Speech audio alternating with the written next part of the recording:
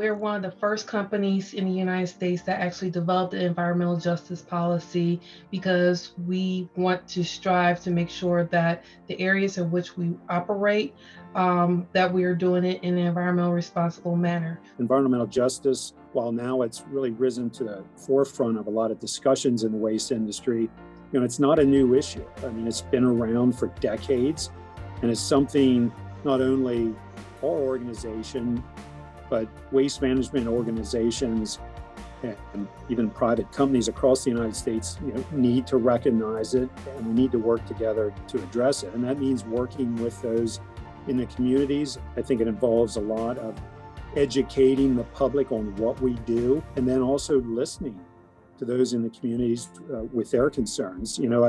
I think as a waste organization, listening is key. Our responsibility is to think about those things, how our actions, how our operations impact everybody as a whole.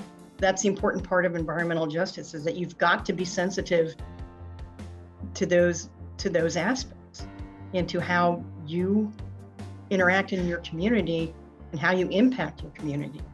Well, one of the first ways that I was able to get introduced to environmental justice at the Delaware Valley facility was actually through Mr. John Waffen-Schmidt.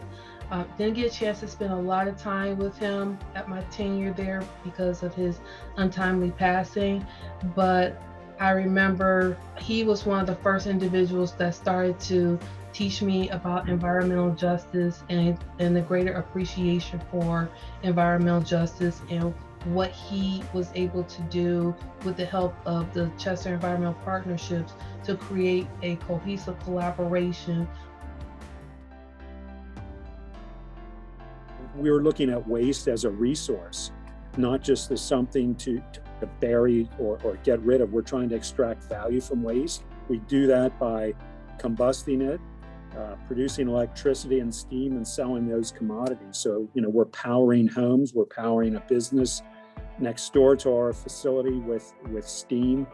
It is a very scientific process. It continues to evolve and get better. And I think it, really needs to be looked at on a national level. You have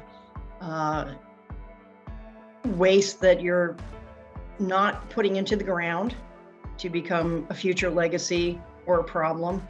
You've got waste that's being used as energy or as an alternate fuel to produce alternative energy. To the extent that we can reduce impacts to climate change and do a good thing for the environment, then in my opinion, waste to energy is the way to go. And science proves that. We pride ourselves on that our operations are such that that they are not causing adverse impacts to our neighbors. In most times, we are one of the lowest emitters in the area. We have some of the largest stacks in the area, but when you look at our emissions relative to other industries or, a case in point, cars, the aggregate of those, our emissions are way less than those types of sources. Look, waste to energy technology is one of the most stringently regulated industries in the United States, and we're held to very high standards.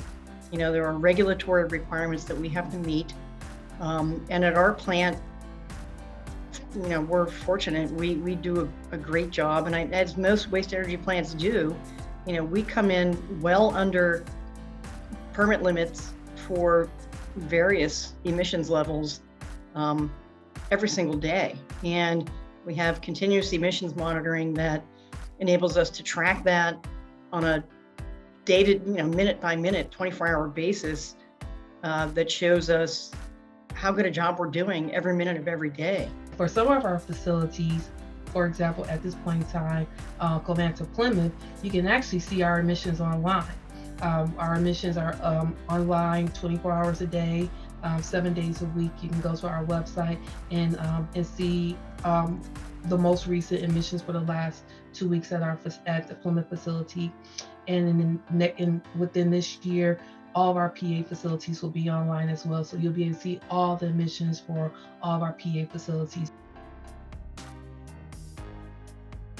Being a good neighbor is really important to us. We can't be successful without having meaningful dialogue and conversations with the neighbors who surround our facilities.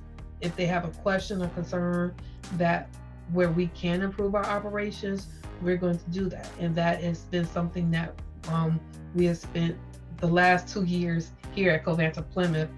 We've done some significant upgrades to our facility because of some of the concerns of our neighbors. Back in the end of 2013, we became the owner of the former Harrisburg incinerator and brought that under our management umbrella. And here over, a 7-year period, I think really have transformed that facility in not only its appearance, but its functionality. I think we made a huge inroads into the relationship with the neighbors up there. To be honest, they weren't exactly happy neighbors. And now we have a great relationship with them. If you build trust, with your neighbors, they see what you're doing, they learn what you're doing, why you're doing it. They learn some of the science that goes into a waste energy plant. We're tasked with managing waste in an environmentally safe and responsible fashion. And that's a heavy burden, and you want to do it well, and you want to build that trust with your neighbors. This is our community too. We want this community to be a great place to live and a safe place. And we value our environment, and we're part of that. So it's not like, we're just York County Solid Waste Authority employees. We live and work here and play here and walk our dogs here. So it's important to us to do the right thing all the time. We need to listen to the concerns of our community members and help them to feel confident about what we're doing. We need to clearly explain to them the science and point to them the facts. And we need to share the results of what we're doing and what we're doing with the materials we're managing. It's not going to happen overnight, but we don't expect it to. We need to continue to do the work that will build trust and show our neighbors that we're here for the long haul too. Because as our community flourish, so do we.